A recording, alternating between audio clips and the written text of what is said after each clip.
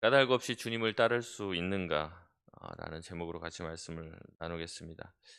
어제 본문에서 느부갓네살은 사드락과 메삭과 아벳느고에게 기회를 줍니다.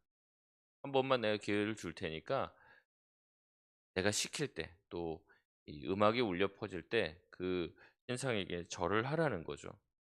그러면 살려주고 좋게 될 것이지만 그렇지 않으면 너희를 죽일 것이라고 다시 한번 기회를 줍니다. 그러나 이 사드락과 메삭과 아벳느고는 어떻게 합니까? 죽일 테면 죽여. 죽이든 살리든 네 마음대로 해라. 네가 죽이든 살리든 우리는 절대 신상에게 전할 수 없다는 단호함을 보입니다. 그러자 오늘 본문 말씀 19절에 뭐라고 합니까? 그의 얼굴빛이 바뀌었다라고 합니다. 그전에는 신락 같은 희망으로 이 사드락과 메삭과 아벳느고를 바라봤던 것 같아요. 그래도 내가 세운 사람이고 내가 너희를 믿어줬으니까 한 번 더 기회를 주겠다. 웃는 얼굴로 아마 얘기를 했던 것 같습니다. 근데 지금은 모든 사람이 지켜보고 있는 상황입니다. 수많은 문무대관들과 또 각 지역에서 온, 각 나라에서 온 수많은 관료들과 지방 영주들이 다 참석해서 이 장면을 보고 있고 주목하고 있는 마지막 왕의 자비를 베푸는데도 그 왕의 손을 잡지 않는 겁니다. 그러자 왕이 또 망신을 당하게 된 것이죠. 이제는 얼굴빛이 달라졌어요.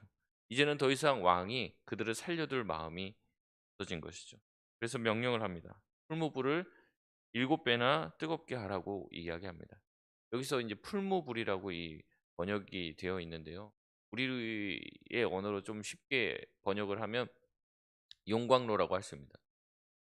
포항제철 가면 이제 용광로에서 뜨겁게 해서 쇠를 다 녹이잖아요. 그 정도의 이제 뜨거운 그 용광로의 불을 7배나 뜨겁게 하라. 여러분 7은 아시다시피 완전수를 얘기하는 겁니다. 7배나 뜨겁게 하라고 하는 말은 실제로 7배의 온도를 올리라는 말이 아니라 정말로 누구도 살아남을 수 없을 정도로 불을 지피라는 이야기죠. 그리고 20절에 보면 군대 중에 용사 몇 사람, 보통 사람이 아닙니다. 특별히 전쟁에 능한 싸움꾼, 아주 강력한 힘을 가지고 있는 사람, 그 불을 뜨겁게 만들고 그 불에 집어넣을 사람을 가장 힘센 사람으로 선발해서 어떻게 합니까? 그들을 완전히 움직일 수 없게 꽁꽁 결박시키는 거죠. 여러분 이 상황에서 사드락과 메삭과 아벳느고가 할 수 있는 일은 아무것도 없습니다. 그냥 그 일을 당하는 수밖에 없어요. 왕은 명령합니다. 극렬히 타는 풀무불 가운데 그를 던지라고 얘기하죠. 21절에 보니까 겉옷과 속옷과 모자와 다른 옷을 입은 채 던지라고 합니다. 고대의 화형을 시킬 때는요 옷을 벗겼다고 그래요. 그래서 그 밑에다가 심지어는 이제 장작 같은 것들을 집히면은 일부러 물을 좀 묻혀갖고 물에 물 젖은 그 장작에서 나오는 뜨거운 이 수증기로부터 사람 완전히 다 익게 만들고 발부터 아주 뜨겁게 타게 만들어서 사람을 굉장히 괴롭게 해서 이기는 그런 방식을 택했다고 합니다. 근데 여기 보면 옷을 입은 채 그대로 던지라고 했는데 이제 이 옷이라는 게 뭡니까? 이 가연성 소재죠, 소위 말하면. 그러니까 옷에서부터 이제 불이 잘 붙으라고 그 옷을 입은 채로 던진 거예요.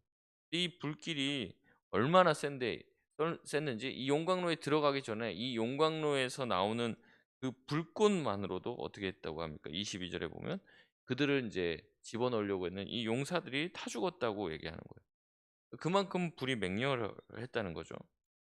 그러나 이 장면을요. 다른 관점에서 보면 또 다른 어 또 깨달음을 얻을 수 있습니다. 어떻습니까?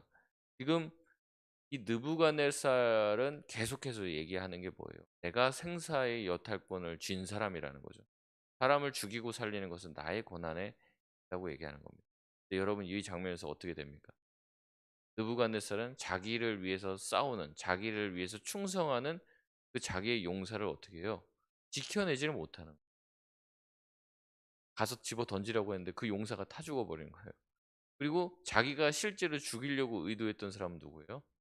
사드락, 메삭, 아벳느고 이 세 사람인데 세 사람은 결국 어떻게 해요? 죽이질 못하는 거예요. 그러니까 생사의 열탈권이 자기에게 있다라고 주장한 이 느부갓네살의 주장이 허위였다는 것이 드러나게 되는 거죠. 불을 7배나 뜨겁게 만들라고 합니다. 근데 그 불 자체도 통제하지 못해요. 결국에 자기에게 충성된 부하를 잃게 만드는 거죠. 그리고 자기가 죽이려고 했던 사람도 죽이지 못해요. 지금 느부갓네살이 하는 하나하나의 행동들이 다 실패로 돌아가고 있는 거예요. 세상의 모든 권세를 다 가졌다고 말하는 이 제국의 가장 정점에 놓인 이 느부갓네살. 어떻게 보면 세상 권세의 정점이죠. 그런데 이것이 바로 세상 권세의 한계라는 것을 보여주는 거예요. 그가 기껏 할 수 있는 것은 불을 뜨겁게 하고 사람을 던지는 것밖에 못하지만 실제 생사의 여탈권을 쥐고 있는 분은 하나님이라는 것이죠. 그래서 이것을 그 포로 시기에 있는 그 유대인들에게 계속 보여주는 거예요. 너희들 보면은 지금 유다는 다 망했고 하나님은 이제 끝장이 난 것 같고 너희를 도와주는 것 같지 않고 항상 하나님을 어디서 만났습니까? 성전에서 만나서 성전도 다 파괴됐어요. 하나님을 만날 길이 없어요. 제가 말씀드렸죠. 이 다니엘은 그 당시에 교회를 다닐 수 없었다고 제가 말씀드렸죠. 그가 자기를 케어해 주는 목회자도 없어요. 홀로 신앙생활을 이방 땅에서 말도 통하지 않는 사람들 사이에서 신앙의 정체성을 지켜야 되는 그런 상황입니다. 하나님이 계시지 않은 것 같은 그런 상황이에요. 그런데도 보면 이 이방 땅 안에서도 누가 역사하는 거예요? 하나님이 역사하는 거예요. 북한에 있는 성도들이 그걸 믿고 있다고 하더라고요. 김정은 정권이 이렇게 잡고 있지만 아니다. 하나님께서 이 모든 것을 주관하고 계시다. 그 믿음으로 버티고 살아나간다는 거예요. 여러분 이 뜨거운 풀무불에 사람을 던졌을 때 예, 던지던 사람도 죽었어요. 던지던 사람도. 그럼 던짐을 당한 사람은 어떻게 되겠습니까? 당연히 불타 죽게 되는 거죠. 이것은 당연지사예요. 이미 상황은 종료된 것 같습니다. 그러나 그 다음에 벌어지는 일은 전혀 다르게 흘러가는 거죠. 24절에 왕은 놀라서 급히 일어납니다. 아마 이렇게 자기에게 반항한 사람의 최후를 자세히 관찰하고 싶었던 것 같아요. 유의해서 지켜봤습니다. 그런데 갑자기 왕이 화들짝 놀랍니다. 그러면서 이렇게 신하들에게 물어요. 뭐라고 합니까? 우리가 던진 자가 세 사람이 아니었느냐? 다시 한번 사실을 확인하는 거죠. 중간에 무슨 미스가 있었는지를 확인하는 겁니다. 그러면서 이렇게 자기가 세 사람인지 물어봤던 이유를 이야기하는 거죠. 25절 말씀인데요. 우리 같이 한번 읽어볼까요? 시작. 왕이 또 말하여 이르되 내가 보니 결박되지 아니한 네 사람이 불 가운데로 다니는데 상하지도 아니하였고 그 넷째의 모양은 신들의 아들과 같도다 하고 아멘. 7배나 뜨겁게 달군 풀무불에 세 사람을 던졌습니다. 그런데 결박이 풀린 이 네 사람이 거닐고 있는 것이에요. 결박이 풀렸다라고 얘기를 하니까 이걸 신학자들은 결박이 되어 있는데 풀무불이 워낙 뜨거웠기 때문에 들어가자마자 이 결박이 다 타고 녹아내렸다 이렇게 주장하는 분도 있고 어떤 분은 그 안에 천사가 가서 이 모든 결박을 풀었다라고 말하는 사람들도 있습니다. 어쨌든 그 근처에 가까이 다가간 사람 또한 태워버리는 이 불이 이 안에 들어가 있는 세 사람 그리고 함께 있는 또 한 사람 이 네 사람은 전혀 불사르지 못하고 있는 것을 수많은 사람들이 목격을 하게 된 것이 기적이 일어난 것이죠. 게다가 네 번째 사람의 모습은 신들의 아들과 같았다라고 말합니다. 이것은 이제 느부갓네살의 표현인 거죠. 여러분 사람의 아들은 사람이에요. 목수의 아들은 목수고 어부의 아들은 어부입니다. 신의 아들은 누굽니까? 신인 거죠. 하나님의 아들은 하나님이신 거예요. 다시 말해 신적인 존재가 세 사람과 함께 있었다라고 증언하고 있습니다. 이 네 번째 사람이 누구냐에 대해서는 좀 설왕설래해요. 이 네 번째 사람을 예수님이다 이렇게 얘기하는 분들도 계시고 이 뒤에 보면은 이제 느부갓네살이 하나님이 천사를 보내서 너희를 지켜줬다 이렇게 말하는 장면이 있습니다. 또 항상 천사가 또 구약에서는 자주 사람의 모양을 가지고 등장하기도 했기 때문에 천사라고 하는 의견들이 있어요. 그런데 무엇이 정확한지는 알기 어렵습니다. 어쨌든 하나님께서 보내신 천사건 예수님이 직접 육신의 몸을 입고 오셨던 이 맹렬히 타는 풀무불에 떨어진 이 용광로에 떨어진 세 사람이 신적인 보호를 받고 있다는 것을 많은 사람들에게 보여주고 있는 것이죠. 이 사드락과 메삭과 아벳느고는 반역자가 아니라는 거예요. 신의 보호를 받고 있다는 것을 만방에 공포를 한 거예요. 여러분 이제 큰일 났습니다. 어떻습니까? 신의 보호를 받고 있는 세 사람을 죽이려고 든 사람이 누구예요? 느부갓네살인 거예요. 신의 보호를 받고 있는 사람을 죽이려고 했으니 신의 노여움을 사게 되는 거죠. 느부갓네살이 겁이 나는 거예요. 왜냐하면 신 앞에 자기는 죄인이 되었기 때문에 그런 거죠. 신 앞에 죄를 지은 인간은 신의 노여움을 사고 그로 인한 벌을 받게 되는 것이 형식이었던 거예요. 그래서 느부갓네살은 재빨리 자신의 잘못을 수정하려 합니다. 그래서 신의 분노를 가라앉히려고 해요. 그 길 외에는 자기가 살아날 길이 없다고 생각했기 때문에 그렇습니다. 그래서 어때요? 방금 전까지만 해도 불 가까이 가면 어떻게 됐습니까? 다 죽었어요. 자기가 그걸 봤단 말이에요. 근데 느부갓네살은 어떻게 해요? 26절에 보니까 풀무불 아귀 가까이 가서 지금 자기가 겁이 난 거예요, 지금. 지금 하늘에서 이 신의 진노가 자기에게 내릴까 봐. 우리의 말로 하면은 이제 하나님의 진노가 자기에게 내릴까 봐. 이 느부갓네살 입장에서는 하나님이 누군지를 모르니까 이 신의 보호를 받고 있는 사람을 내가 죽이려 했으니 신이 진노해서 나를 공격할 것이다. 그런 생각을 가지고 이 불에 가까이 가서 떨리는 말로 이렇게 얘기하는 거죠. 사드락 메삭 아벳느고야, 지극히 높으신 하나님의 종 사드락 메삭 아벳느고야, 이리로 오라. 이리로 오라 부르는 거예요. 27절에 이 모습을 각 나라와 족속에서 온 고위 관료들 모두가 지켜보았다라고 얘기해요. 그 사람들의 모습은 어땠습니까? 이 세 사람은 옷도 전혀 타지 않았어요. 머리카락 하나 그을리지 않았어요. 불탄 냄새조차 나지 않은 거예요. 왕의 거친 분노가 용광로를 7배나 뜨겁게 만들었습니다. 하지만 하나님께 끝까지 충성하는 세 사람을 전혀 해치지 못했다는 것을 모두가 보게 된 거예요. 하나님께 충성한 세 사람은 용광로에 들어가서도 목숨이 보존이 되죠.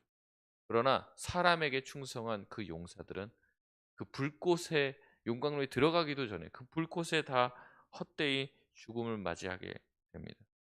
28절 29절 말씀을 보면 결국 느부갓네살은 하나님을 인정하게 돼요. 자신의 잘못을 시인합니다. 하나님을 모욕하는 자는 이제는 찢어 죽이겠다라고 맹세를 합니다. 하나님을 모욕하는 자의 집은 완전히 거름더미, 폐허로 만들어버리겠다고 명령을 합니다. 그리고 하나님을 믿는 신앙이 이 바벨론 안에서 공인이 되게 되는 거예요. 이제는 신앙을 가지고 하나님 앞에 기도하고 절하는 것들, 주님을 섬기는 것이 더 이상 수치스러운 일들, 감추어야 될 일이 아니라 인정받은 일이 되게 되는 것이에요. 그리고 사드락, 메삭, 아벳느고는 어떻게 됩니까? 30절의 말씀은 더욱 바벨론 지방에서 높아지게 됩니다.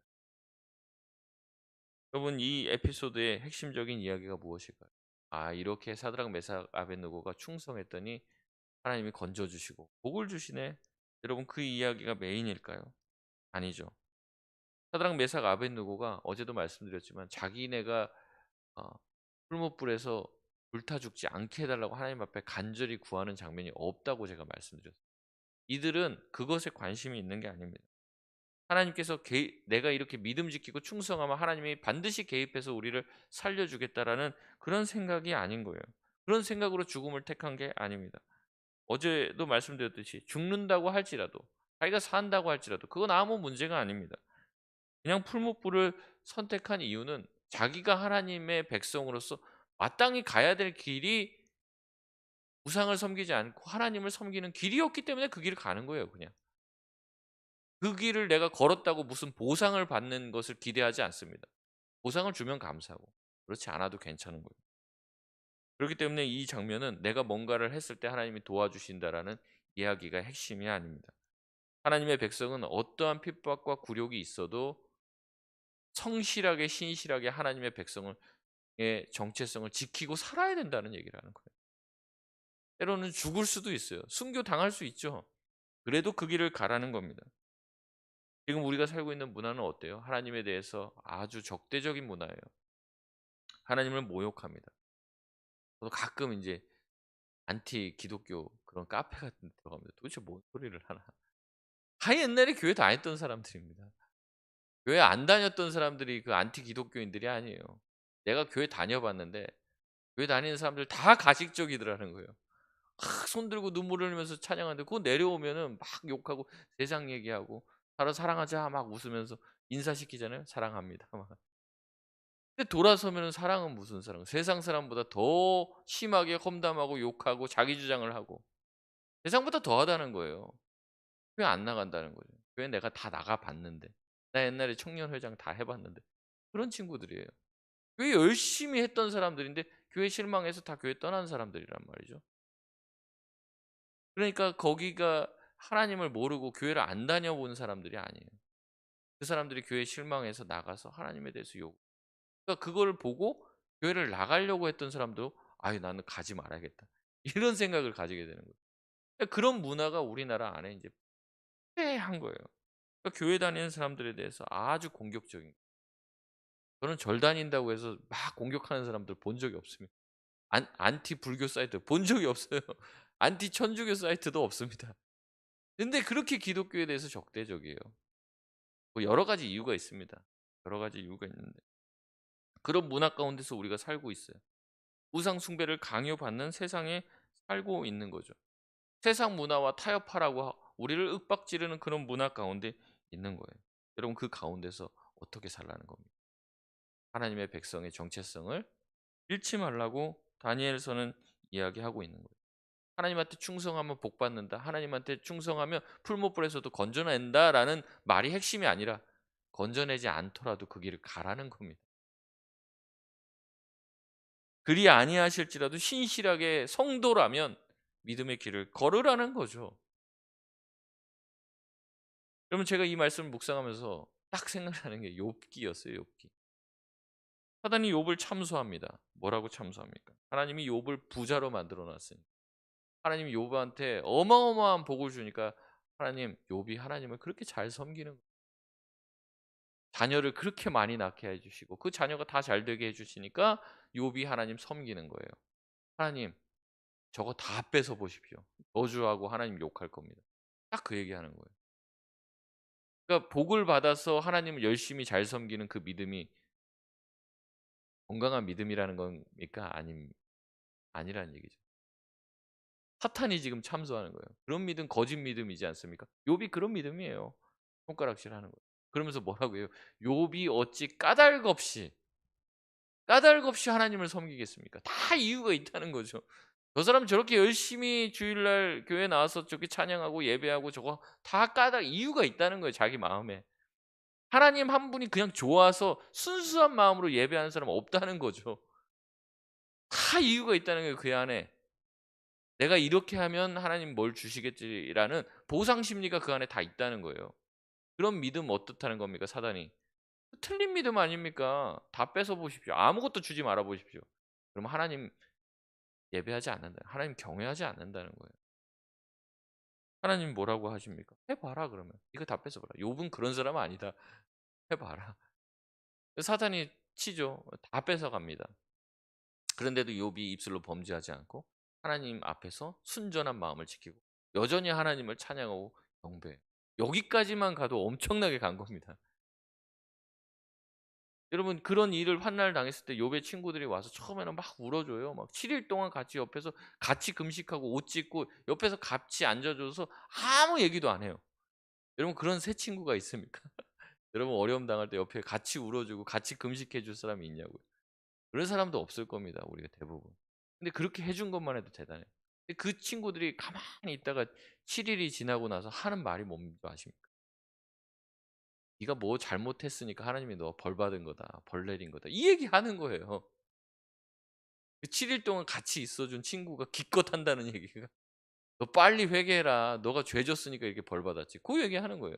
네가 잘하면 하나님이 복을 주시고 못하면 하나님이 너를 벌하실 텐데 네가 잘했으면은 더 잘 됐을 텐데 네가 뭔가 죄를 졌으니까 지금 이런 꼴을 당한 게 아니냐. 그렇게 참소합니다. 그 내용이 욥기의 대부분의 내용이에요. 우리 자꾸 욥기 앞에 부분랑 뒷부분만 설교를 하는데 욥은 굉장히 욥기는 굉장히 길어요. 근데 그 대다수의 내용이 이 공방을 펼치는 겁니다. "너가 잘못했으니까 벌을 받은 거다. 네가 잘했으면 하나님 복을 주실 거다." 이게 누가 참소하는 내용이에요? 사탄이 참소하는 내용이에요. 가장 친한 친구들이 그렇게 공격한다고. 쉽게 말하면 까닭이시 우리는 주님을 섬긴다는 말이죠. 내가 열심히 하면 복을 받으니. 여러분 가난해 예수를 믿고 더 가난해지고 있는데 하나님을 충실히 섬길 수 있습니다. 온전히. 여러분 우리는 그런 간증들을 많이 듣습니다. 신앙을 가지니까 복을 받았다. 신앙을 가지고 하나님께 충성했더니 건강해졌다. 여러분 그런데 건강해지지 않고 세상적인 복을 받지 않으면 하나님 떠나실 겁니까? 그렇다면 우리는 사탄이 참수한 그 정도 믿음입니다. 사탄이 말하고 공격하는 것의 핵심이 그런 것이죠. 사람은 다 순수하고 진실한 마음으로 온전한 마음으로 하나님 사랑하는 사람은 없다는 거예요. 그런데 하나님이 그렇게 욥을 공격하고 돌아온 사탄에게 뭐라고 얘기합니까? 네가 나를 충동질해서 욥의 모든 것을 빼앗고 욥을 쳤지만 욥은 끝까지 그의 온전함을 지켰다. 이렇게 얘기해요. 끝까지. 하나님의 평가가 그래요. 하나님의. 여러분 우리는 다 까닭이시 혹시 주님을 섬기지 않습니까? 까닭 없이도 주님을 섬길 수 있는 게 진짜 믿음 아닙니까? 진짜 건강한 믿음 아니에요? 진짜 바른 신앙 아니냐고요. 자판기처럼 내가 얼마를 넣으면 딱 그대로 그게 나와요. 근데 자판기에다가 돈을 넣었는데 그게 안 나와요. 그 제품이 안 나와요. 돈을 계속 넣었는데도 안 나와요. 그럼 어떻게 합니까? 자판기 발로 차죠. 왜 안 나와? 두들기죠. 가끔 하나님한테 우리가 그럴 때가 있다는 거예요. 내가 하나님한테 투자한 게 얼마고 내가 투자한 시간이 얼만데 왜 이거 안 나옵니까? 자판기 신앙인 거죠. 하나님을 믿어도 여전히 아플 수 있어요. 안 좋은 일 생길 수 있습니다. 그렇지만 그래도 우리가 가야 될 길은 충성된 하나님의 신실한 일꾼으로서 하나님의 종으로서 그 길을 가야 하는 거죠. 저는 이게 진짜라고 생각합니다. 눈에 보이는 게 없는데 눈에 보이는 게 있으면 가기가 쉬운데 이 눈에 아무 증거 아니 배워도 그 믿음만을 가지고 그 길을 걸어갈 수 있냐는 거죠. 하나님 믿어도 아플 수 있고 골골할 수 있습니다. 그래도 여전히 하나님을 뜨겁게 사랑하고 하나님 한 분만 사랑할 수 있냐는 것이죠. 다 빼앗으면 하나님을 저주할 정도의 신앙이라면 별 볼 일 없는 신앙 아닙니까? 사단이 그렇게 참수하고 있는 건 아닙니까? 욥이 다 빼앗깁니다. 몰수를 당해요. 그러나 하나님은 그렇게 말씀하십니다. 그가 여전히 자기의 온전함을 이 시대에 우리에게 무엇이 필요할 거예요? 이런 욥과 같은 신앙이 필요한 것 같아요. 하나님 우리가 그렇게 잘 나가지 못해도 하나님 믿는다고 그렇게 대단하지 못해도 하나님 우리가 죽을 때까지 이 믿음의 길에서 이탈하지 않고 온전함을 지키길 원합니다. 우리가 까닭 없이 하나님을 사랑했으면 좋겠습니다. 까닭 없이 여호와를 경외하시길 바랍니다. 그리 아니하실지라도 신실하게 신자의 의무를 다하시길 말씀을 맺겠습니다. 하나님에 대해서 적대적인 세상 가운데 우리 살고 있어요. 세상이 하나님을 삼킨 것 같이 느껴집니다. 기도는 아무 소용이 없는 것 같이 느껴지는 시대에 살고 있어요. 하지만 이 다니엘서는 말하고 있어요. 지금도 하나님은 하나님의 백성을 돌보신다. 거꾸로도 마찬가지예요. 하나님은 우리를 돌보시기 위해서 존재하는 분은 아니에요. 하나님은 우리를 지키시고 돌보시지만 그것만을 하기 위해서 존재하는 분은 아니에요. 그래서 나를 왜 안 돌보시냐고 하나님한테 삿대질할 수 없다는 거예요. 돌봐주시고 지켜주시고 잘되게 해주시면 다 감사한 거예요. 근데 그렇지 아니하실지라 하나님께 감사합니다. 구원하시면 내 능력, 내가 뭐 교회 열심히 나오고 기도해서 구원받은 게 아니죠. 그것 또한 은혜예요. 그렇지 않더라도 여전히 하나님 앞에 감사하게 하여 주옵소서. 우리가 그것을 믿고 마땅히 하나님 백성으로서의 정체성을 잃지 않고 끝까지 믿음의 길을 완주할 수 있는 저와 여러분 되시길 바랍니다.